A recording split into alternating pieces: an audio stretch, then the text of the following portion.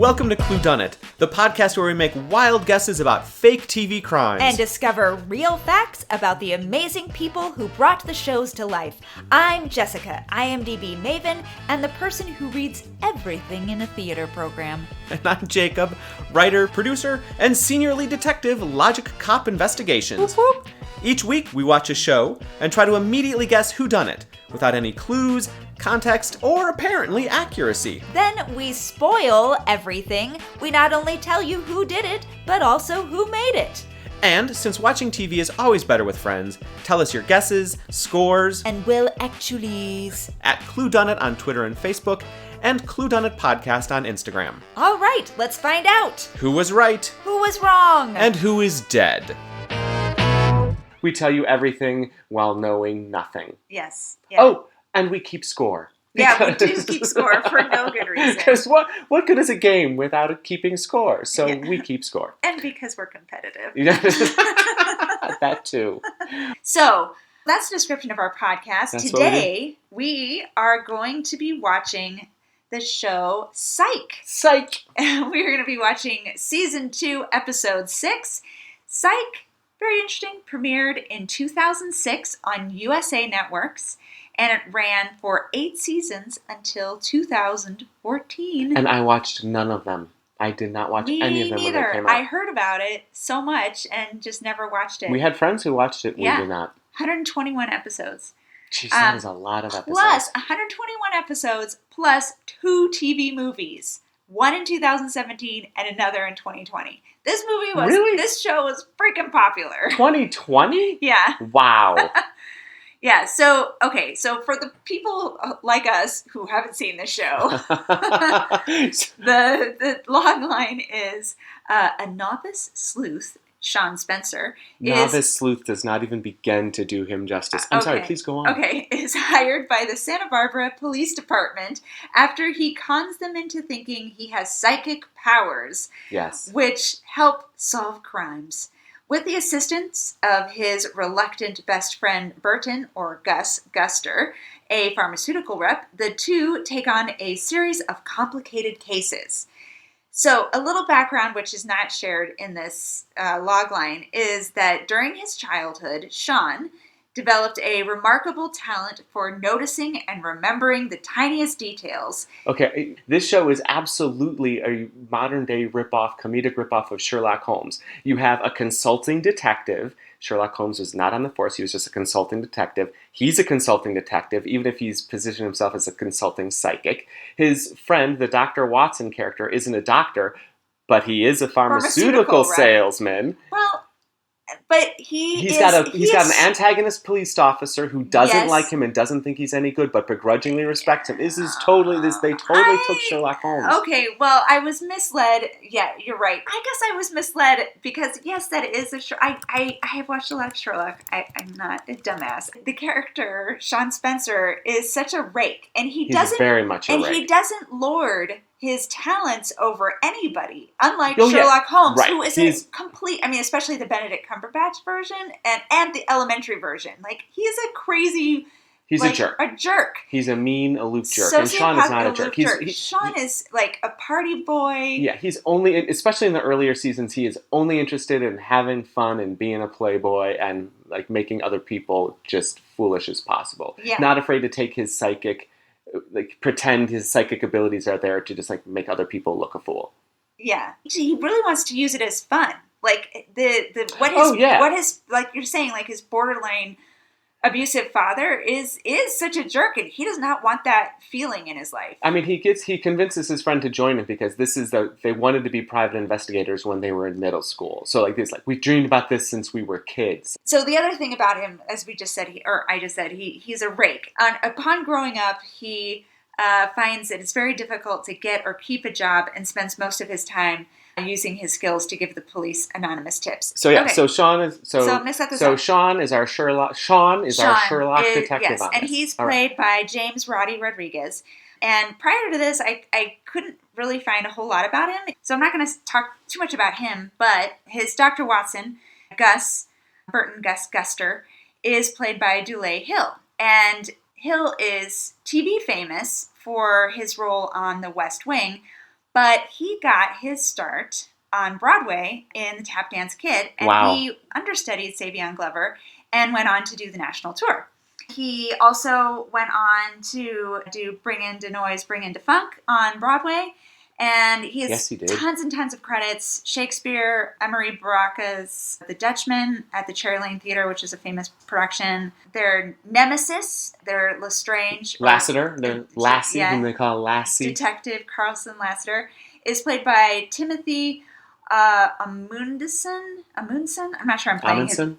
I'm not sure. He grows his hair out in recent days, in recent years, and plays a lot of really interesting characters like a king on Gallivant and a lot of hippie people. So it's really funny thinking about his very clean-cut character right now that he's playing in Psych. He becomes transformed with the beard and the hair. It's really funny. Then there's also a chief of police played by Kristen Nelson, and the chief of police's name is Karen Vick.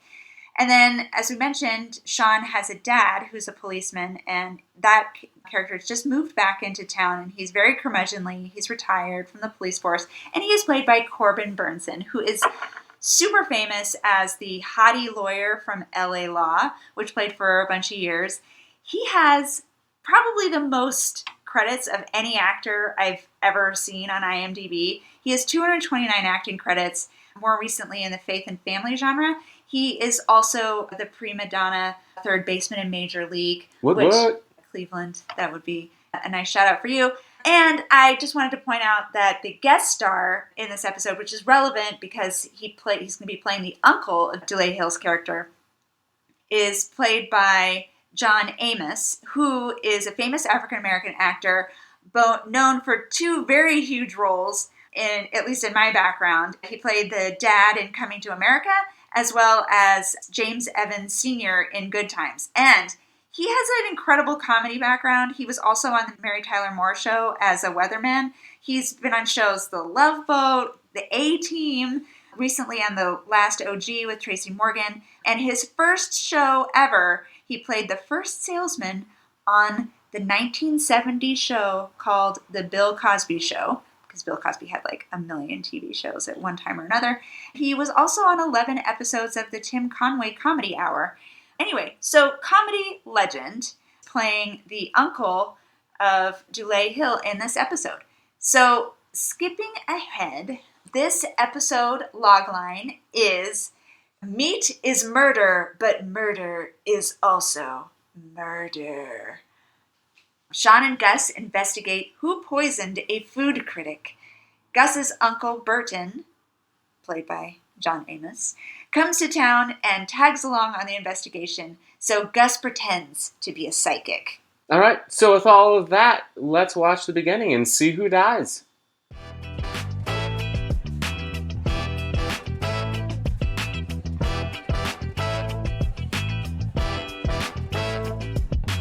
Welcome back. Here we are. We have watched the teaser and a little bit of the first act, and there's some foodie issues happening here.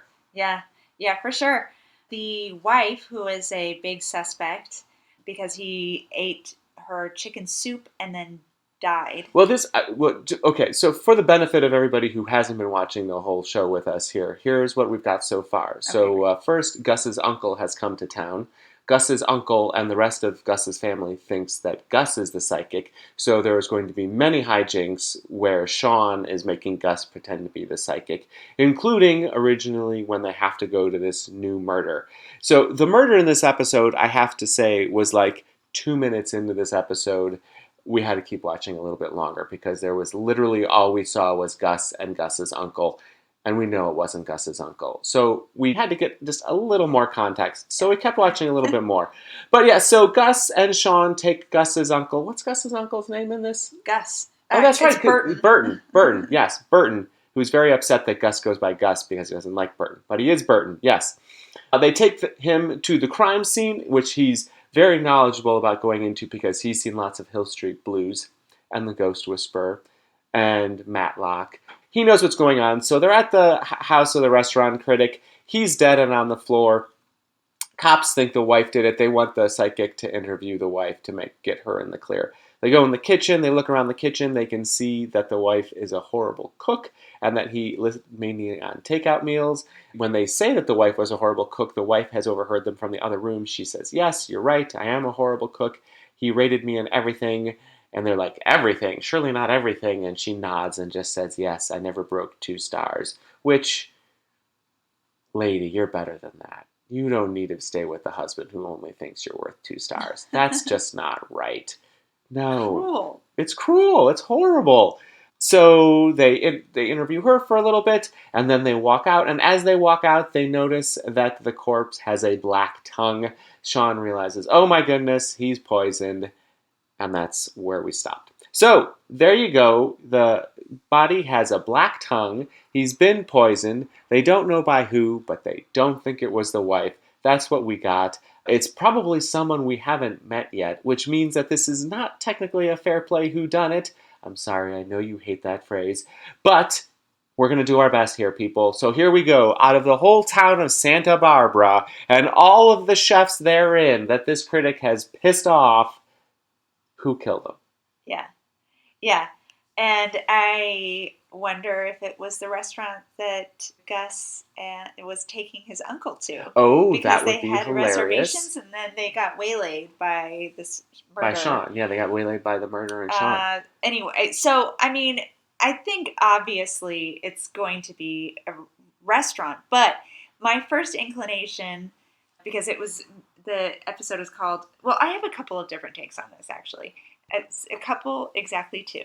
So that is in fact the definition of a couple. Oh no, you know what? It's 3. It's 3. So you have a few. Yeah, I have a few. So, all right. Okay, the first one is, I think it's obvious. It has to be a restaurant person, like a restaurateur or somebody who works at a restaurant. The thing is that the episode though is called "Meat is Murder," but murder is also murder. So I wonder if this is a bag on vegan restaurants. Ooh, or they're dunking on some vegetarian. vegan restaurants, yeah. There's some sort of dunking on that situation. And so maybe there's like a vegan restaurateur that the food critic has really been a jerk to, and so he gets murdered by a vegan restaurateur. Okay, so one vegan restaurateur. Well, that's 2 because the first is. Oh, well, yeah, I guess. Okay. Yeah, I guess that could be 1. So I guess I just have 2 concepts. Okay, so vegan restaurateur. And my second one is because I didn't really, I don't know, I wasn't thinking of like the whole thing. And I was wondering, and I saw his black tongue, but he also seemed to have like a metal, like tooth thing. Oh, yeah, okay. Is it what's like it a called? filling or a retainer or something? And that's probably just him, the actor, playing the filling. dead body. Sure. But I was like, oh, I wonder if it's something that the dentist did to him. Okay, so the dentist. Yeah, the dentist somehow poisoned him, and it seemed like it was something related to the restaurant, but it was actually a dental thing. But that's completely wackadoodle and ridiculous. Which is honestly what we live for on this podcast. That's what I thought. So go for wackadoodle and ridiculous. Yeah. I think that's what we have to hit. Okay, great. So that's good. I mean, I think you're right. Obviously, all signs are pointing towards a restaurateur or someone that he has wronged. Maybe there's a caterer. I definitely think that food killed him. I mean, obviously, he was poisoned. So I think that food killed him. So I'm trying to think of all the different places and ways he might have gotten poisoned. Like maybe he was this critic, but honestly, he just loved this hot dog stand down by the beach or something. And so one day he went to the hot dog stand and just caught a little E. coli. You know, maybe that's what got him. So, or for that matter, I just get the sense that he liked dive foods, like dive restaurants. He was a restaurant critic, and he was highfalutin, and he had all this superior taste buds. But part of him really loved just a dive restaurant. Yeah, like some fries. Exactly. Because the doctor, supposedly the wife did say that the doctor gave him a sort of bad diagnosis. Yeah, bad health diagnosis. He needed to eat more healthy. Healthy. So she was going to have him eat healthy once a week. Once a week, which right, is supposed to make a difference. So maybe the thing is that it's not all the rich, fancy foods that he's eating. It's all the fries and the Right. burgers. It's all the fries and the burgers. Or, and this is the other thing, like there's, like maybe it was some kind of like, just like junk food from like 7-Eleven that he eats. You know what I mean? Like maybe it was like the bag of pork rinds. It was the combos. It was the combos. Don't you malign my combos. Don't you malign my combos. Okay, fine. It's the flaming Cheetos. Okay, I'll go with flaming Cheetos. I can live with flaming Cheetos being the weapon of mass repute. Ill repute. Mass destruction. There we go. So we have to hone this in a little bit and get to some real guessing. So we've talked about all these things. Is there something completely out of left field? Like maybe it doesn't have anything to do with food whatsoever. Like maybe he pissed off like a seafood supplier or something like that. Or maybe he like his medication was wrong. Or he just stayed out in the sun too long and his tongue burned. I don't know. I think we should come up with something that is so completely not related to food at all, just in case. You know what? I take that back. I don't think we need to overthink this too much. Well, I said dentist, so that's my contribution. Okay, you're right. What are you going to say? That's where we throwing it back at me. Yeah.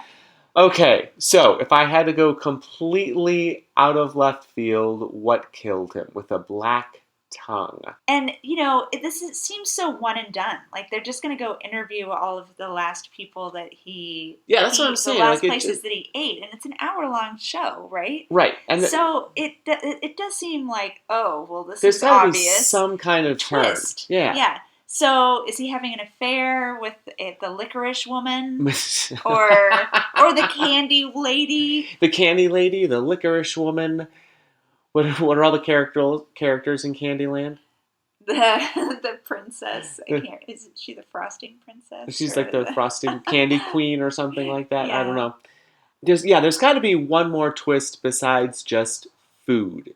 Having an affair with the... Yeah, that's what I was thinking. Like maybe he's having an affair. You know what? I'm going to go back to the wife. I'm going back to the wife, and I don't think that the wife poisoned him. So that when she said, I didn't poison him, she was telling the truth. Except that there's so many more opportunities for the wife. Okay, let's not go back to the wife, but maybe there's an affair and he wouldn't leave his wife for the lady he was having an affair with. Or he's a minor. He's a minor, and he's going out into the California hills. Yes, he's going out into the California hills and searching for gold or silver, and all these chemicals are interacting in his body, and he's eating the beef jerky, and something in the beef jerky and the hardtack that, as he does over the weekend, has combined in his body and killed him because he's a gold miner. Oh, cool. He's an actual literal gold digger. Interesting. They do live in kind of a nice house. One of those... What is it with these shows and them thinking that like people who write for local newspapers must be loaded? Right. Like, they can afford a very lovely house in Santa Barbara. Yeah, that house. What's that style called again? I wasn't looking hard. Arts and crafts? Yeah, it was an arts and crafts home. It was basically, you know what that set was? What was the set? iZombie. It looked exactly like the house in iZombie. It's probably just standard. Yeah, probably your standard Vancouver home. Yes, Vancouver Arts and Crafts house. Now, I had another idea, but I like your minor idea, but it's gone clean out of my head. So. All right. So are we dentists or minors? Dentists or minors? Is that what we're locking in? Possibly an affair. I remember what my idea was. My idea was that the cold open is a little flashback of Shawn and Dulé. Well, we don't know that Dulé is there, but when they were younger, Shawn presents his father, Shawn the character, and the actor Gus, right, the character Gus, present some muffins to Corbin Burnson, who plays the dad, and Shawn says that he made them. And then the dad's like, "Oh, what is this? What is this recipe?" And there's some cilantro in here. And Shawn's like, "Yes, absolutely," because it's all the dangers of lying. Because once you lie, you have to keep lying. Yeah, and so he has to keep lying. But it turns out that Gus made the muffins, and it's all just to help Shawn get on his dad's good side, so that because he's grounded, so that he can go see RoboCop. Anyway, so dangers of lying. So I wonder, like you said, along the same lines, that the wife honestly did not kill her husband, but somehow she's involved in it. She's lying in some other way. Yeah. Or he, the food critic, is lying in some special way. So the food critic is dead, though. So how would the food critic be lying? I don't know. I don't know, but he's lying. You think the food critic is lying? I'm just saying, how could the theme of lying come through this? Weave through this beyond the obvious thing that Gus is lying to his uncle and his whole mother's side of the family that he's a psychic. Or maybe it is the wife. The wife started having an affair with a chef, trying to learn how to cook better for him. Ended up learning that she was in love with the chef. The chef decided he was going to kill the husband /food critic and start seeing the wife. Oh. And the wife is just broken up because she's like, I didn't kill him, but she still feels guilty because she knows it was the restaurateur. Yeah. Yeah. Do I have to choose one, or can both of those be my two guesses? He's either a gold miner or there's a jealous chef. Of the two of those, I'm going to go with jealous chef. Yeah. I just want to point out, though, since, again, it totally looks like a chef killed him, I just want to point out that the important bit on this is that the chef was having an affair with the wife, and that's why the chef killed him. That's my little spin on this. Or, if it does turn out that he was a gold miner, I'm going to claim that. Okay. So if you're doing that, then I have my backup of the dentist. Right. Having killed him. But my first guess is that it was a vegan restaurateur. So you were going with vegan restaurateur who was upset with the reviews, and I'm going with passionate chef having an affair with the wife. Yeah. So we're both talking about chefs. We're both talking about chefs. It's motive that we're differentiating on here. Yeah, I think there's a meat situation. There's a meat here. fair So enough. they did show when they were glancing around the kitchen trying to figure out the psychic questions about the wife. Your Sherlock Holmes observation moment. Yeah, they showed some raw chicken out, which is weird. Why, if she made chicken soup, why is the chicken out on the counter raw? That's weird. She's a bad chef. Yeah, so maybe it wasn't even chicken soup. Anyway, I think we have our guesses. There we go. All right, we'll be back after we watch the episode.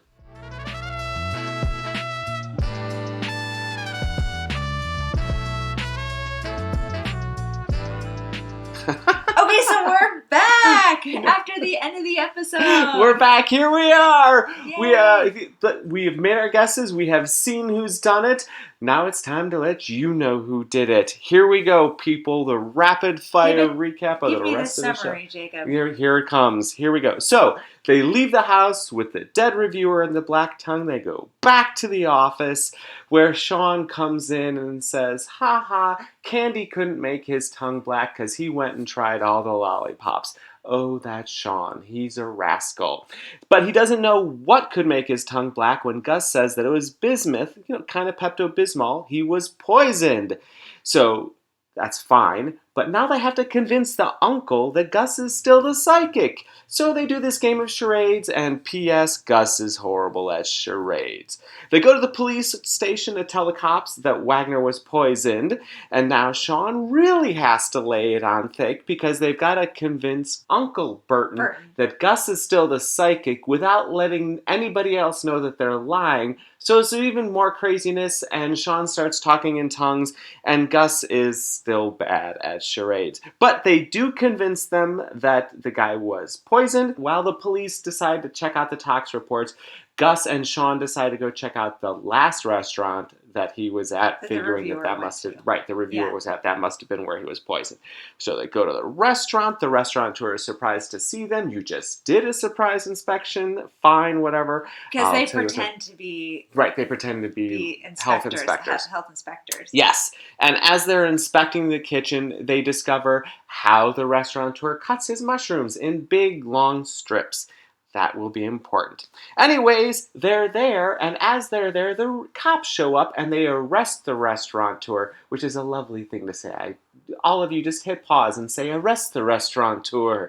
Anyways, They arrest the restaurateur because they found out that Wagner was poisoned by mushrooms. He ate there. There were mushrooms in the takeout food. Clearly, the restaurateur did it. Shawn doesn't believe it. He couldn't because the mushrooms in the risotto were cut into squares, and this chef cuts his mushrooms in strips. Yes, which Shawn remembers from being at the house and opening up the refrigerator and seeing the takeout box that was on the top. Right. And doing his like, ooh, I see everything kind of thing. But there's more because, of course, it wasn't the restaurateur. So Shawn doesn't think that the restaurateur was the killer, and Gus doesn't want the investigation to end because his uncle, his famously grumpy uncle, who didn't even like a trip to the Super Bowl in a helicopter, is actually liking Gus's investigation and having a fun time on vacation. So they decide to go to the newspaper, where the editor-in-chief blows them off, but Wagner's assistant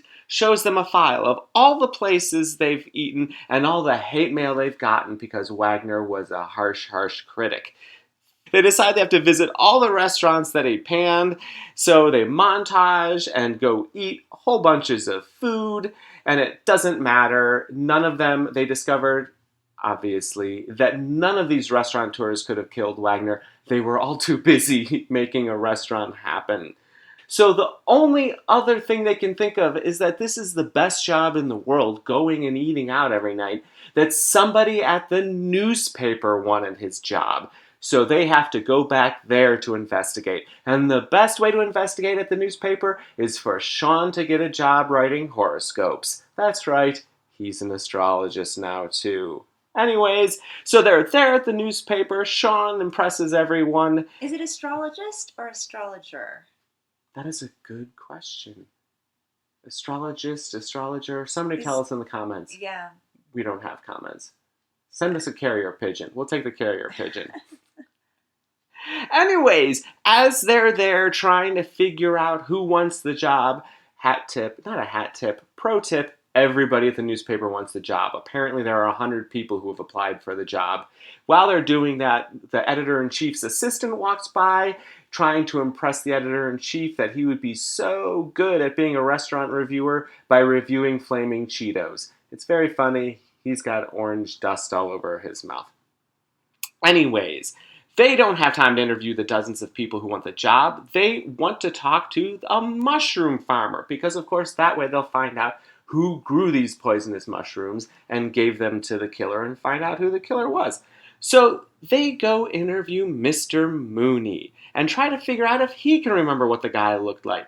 The only problem is Mr. Mooney is totally tripping balls. He remembers, I remember the dude. He was 6 feet tall and the sun was coming out of his mouth and he had a hippo for a hand.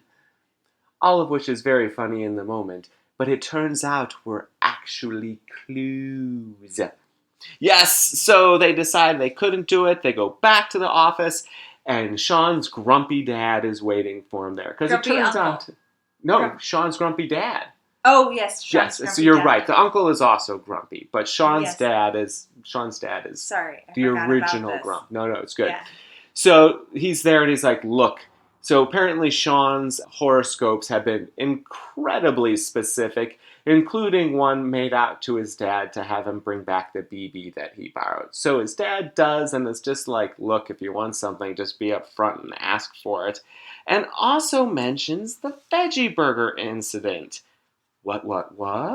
Apparently, there was this incident a little earlier where a vegan vigilante organized a protest because Antonio's, the fancy restaurant, was using beef broth in their veggie burger to make it taste better. And that woman is a threat to society and she needs to be locked up, and she's doing a protest over at a fast food burger joint. So they figure it must have been this person. She's in it to win it and kill the people. So that's what must have happened. They go to the burger joint to arrest her. She had it out for Antonio, right? The restaurateur who was arrested in the very first scene that we mentioned. Right, the first, somewhere between Act 1 and Act 2. So but she they kills figured, Wagner And pins it on the restaurateur. That's tries the to thinking get at that him. point. That yes, she came in, killed But Wagner. it's not true because she has locked herself. She has been chained to a post at the restaurant. At the burger restaurant, and it's widely publicized. So she couldn't possibly have done any murder. But not before Gus has bragged that he solved the case to his uncle. So now they don't know who did it. Uncle Burton is no longer happy with Gus. Things look bleak for our heroes, people. Back at the police station, though, we learn about a homeless man who died after eating mushrooms. And the homeless guy found the mushrooms on the street across from the newspaper, boosting the opinion that somebody at the newspaper did it. Right. But they've got no evidence, they've got no clues. All they know is that a tall 6-foot man did it. But, oh well. They decide they need to just take Uncle Burton back to the airport. And as they're doing it, he says, I can't find my new hippo shirt. And everyone's like, what? And it turns out there's this crazy new shirt fad with a hippo on the cuff of the thing. So all of a sudden, Shawn's like, oh my God, there's a hippo for a hand. And oh my God, the sun was coming out of his mouth. I know who did this. Turn the car around. And they do. They go back to the newspaper office where Shawn confronts, you ready for it? Are you ready for it, you humble listeners? The editor-in-chief's assistant. Why? Because he had flaming Cheetos in a ring around his mouth that were all orange and it looked like the sun coming out of his mouth, and he wore a shirt with a hippo on the cuff. There you go. After confronting him about all this, he cracks like an egg. See what I did there? And the good guys win the day. Gus is extraordinarily happy, Burton is happy, and Shawn has done his thing. There you go. That's what it is. At the end of the day, it wasn't because of a gold farmer. I'm going to farm me some gold. No, it wasn't because of any gold mining. It wasn't because of a vegan restaurant, vegan chef. It wasn't because of a dentist. It was none of these things. It was the editor-in-chief's assistant who wanted a new job. Yeah. So, in case you're scoring at home, that's 0 points for either of us. That's a loss. That's a loss for both of us there. We're coming out of the gate strong. It was a fun episode. I liked the episode. It was Psych seems like a really good show. We've watched a few episodes now to get ready for this, and then of course we just watched this one. So I don't know. I dig it. I like Psych. I'd give it another chance. Yeah, for sure. It's a lot of fun. All right. You know what this is? What is Ladies and gentlemen, it's time for IMDb Corner with Jessica.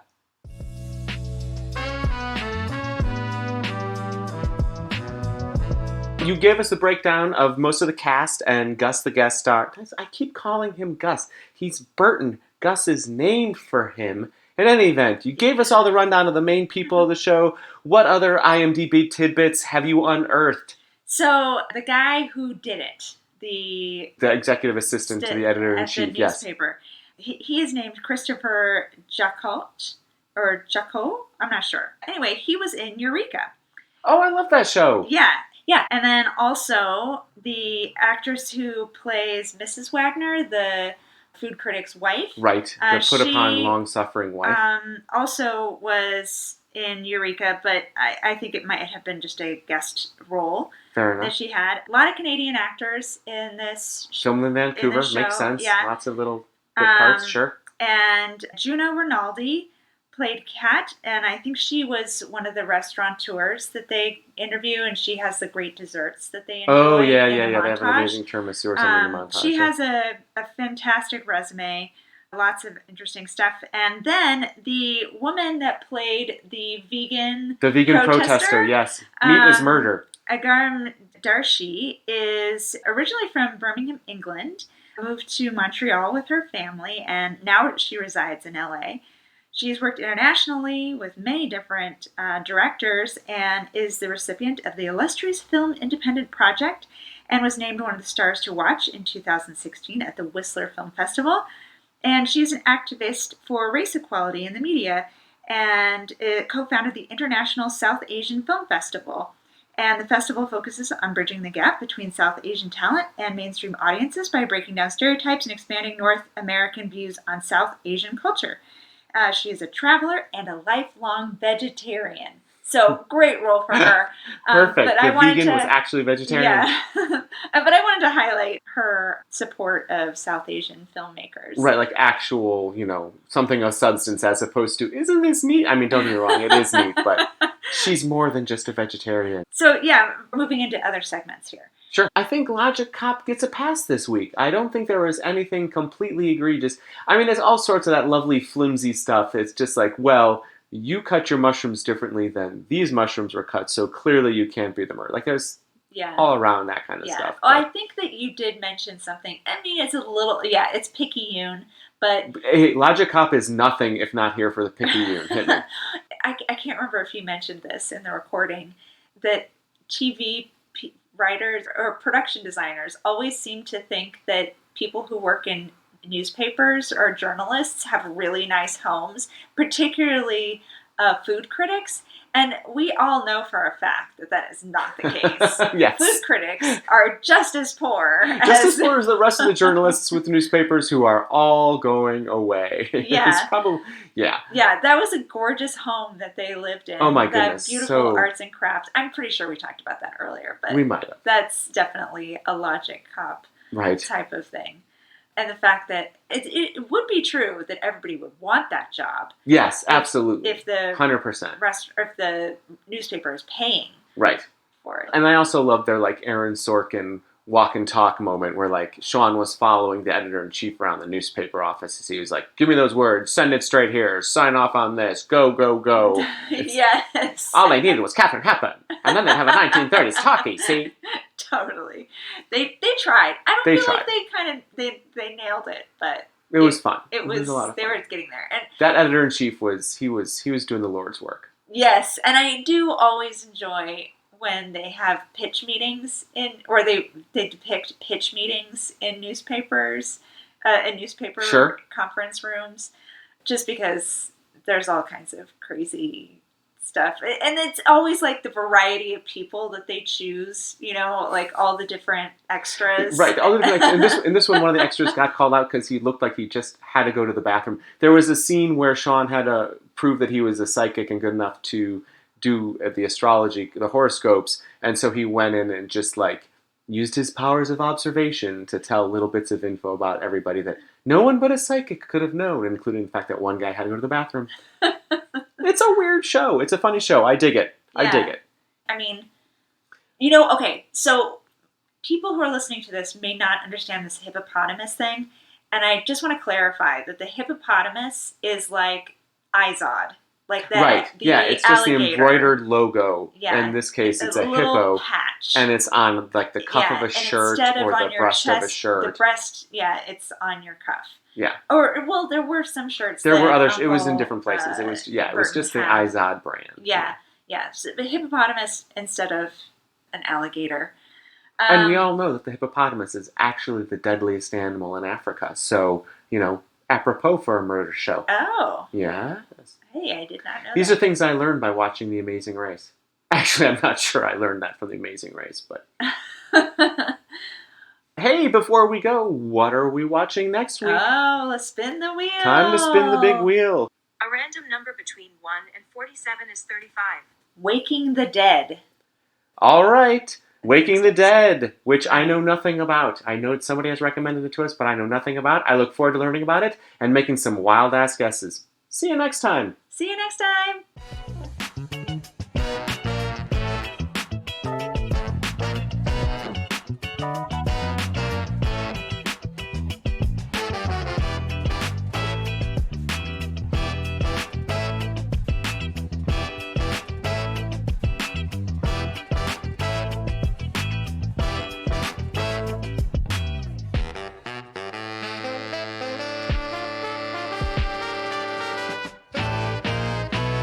I don't think there was any particular pandemic trigger warning, although seeing them go out to restaurants. Oh my was- gosh, seeing people in restaurants just like eating in a public space, eating, for that matter, eating someplace that isn't your dining room.